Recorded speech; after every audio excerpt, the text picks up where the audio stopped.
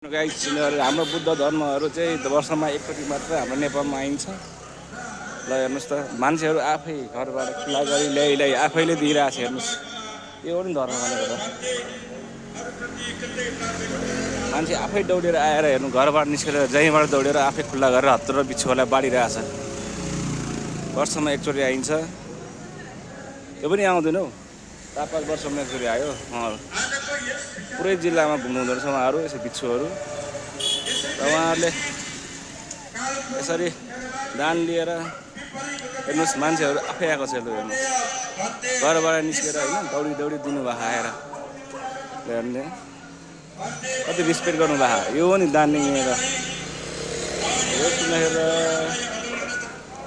माग्नु परेको छैन क्या, मान्छे आफै आएर दिइरहेको छ।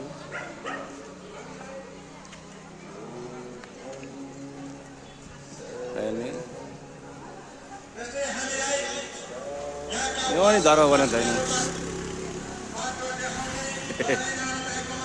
कुनै जबरजस्ती छैन क्या। मान्छेहरू घरबाट निस्केर आफैले आएर दौडी दौडी गएर पैसा ल्याएर यसरी दान गरिरहेको छ नि बिच्छुहरूलाई। के हेर्ने ल हेर्नुहोस्, न घर घरमा आएर न बोले भनेको न बाबा भनेको छ। आनन्द हेर्ने कति राम्रो मजाले जनताहरू आफै धर्म नाममा कति आस्था राख्दो रहेछ।